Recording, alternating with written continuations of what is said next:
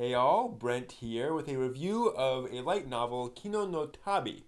This is the first in a series of 12 light novels, of which unfortunately only the first have made it over here to America. This is the one, and I'm going to be talking about this today. Very popular over in Japan. The first was published in the year 2000.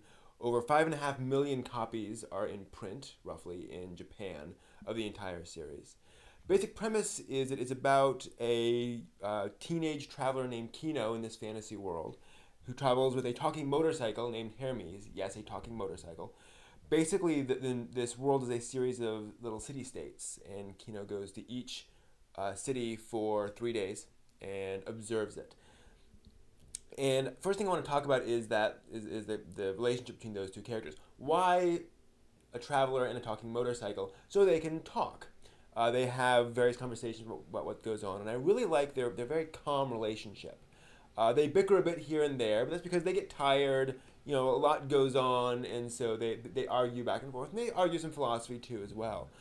What I like is it's not goofy anime bickering. It's, you know, again, I really wish we didn't have to go here. That kind of stuff. And they very much have a symbiotic relationship. The motorcycle can't get anywhere without Kino. Kino can't get anywhere without the motorcycle, or certainly not effectively.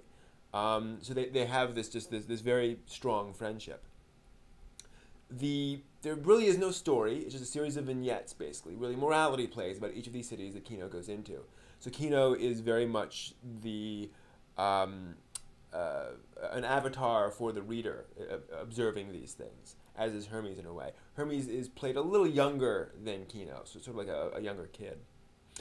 Now, I want to talk a bit about the writing. It's very fluid and paints these lovely word pictures, although it's not really memorable word pictures. This is not a story of like cool catchphrases or incredibly inventive writing. It's just very, just beautiful writing and descriptions of forests and cities and courtyards and hotels and people and things like that. So it works very well. I'll get a bit to that in a second. In terms of believability, it's a bit hard to judge. I mean, again, this is a series of little morality plays about how people in each of these cities have set themselves up. A lot of times, the cities are really terrible. In fact, I'd say most of the time. People make a lot of mistakes and have to live with that. So it's about, a lot of cases, what not to do. And a lot of the technology and such, therefore, is a bit... stretches believability a little bit, but then again, it's a fantasy world. How do you know exactly what's possible? So it certainly works, and again, you have to just understand the fact that this is meant to be a fantasy and a bunch of moral stories.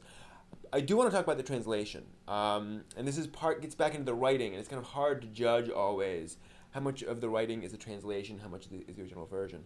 The translation is by Andrew Cunningham and Maya Bonhoff, who's done a very, very good job. As I mentioned before, very fluid writing. There are some descriptions that are a little stilted, and I want to give you an example of what I mean by stilted. Describing a man, the man stood. He was old and very short. His face was a collection of wrinkles that all but hid his gray eyes. His long hair was almost perfectly white, and his beard had clearly not been trimmed for decades. He wore a small black pill-shaped hat. His shirt and pants, of the same black, were now worn to rags and patched here and there. So you can tell it's very staccato kind of rhythm. You know, the noun was adjective. The noun was adjective. This noun was this adjective.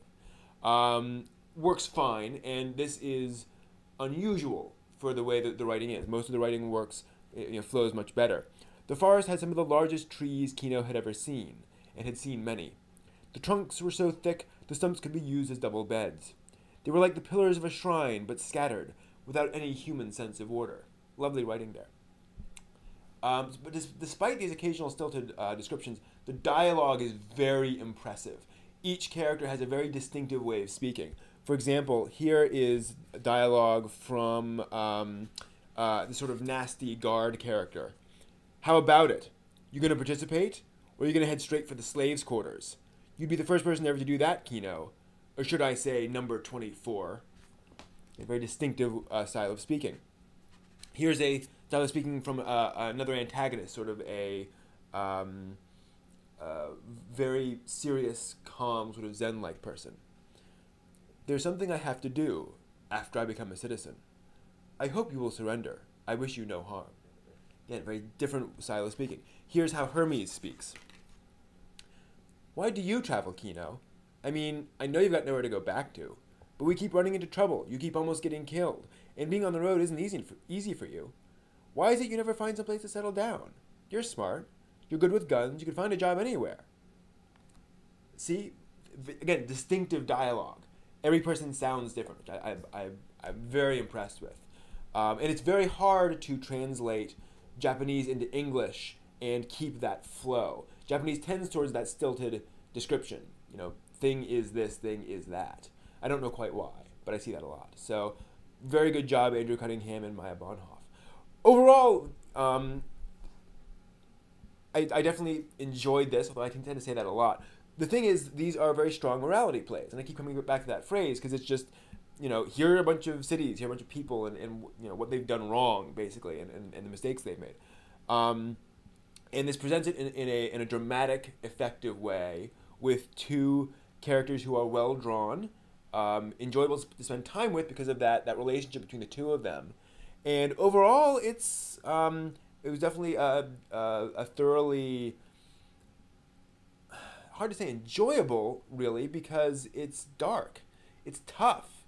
Some of these things just really hurt, and despite that, I'm definitely glad I read the book. I should also point out that I'm a bit biased because I've seen the anime, and the anime retells these stories plus others from the novels. So I was kind of expecting things to happen, but very, very effectively done, and just a good book. So that's it for this review, which is a co-production of Otaku no Video and also posted on the Renobe Cafe. So head on over there for this, and that's it for this review. See ya.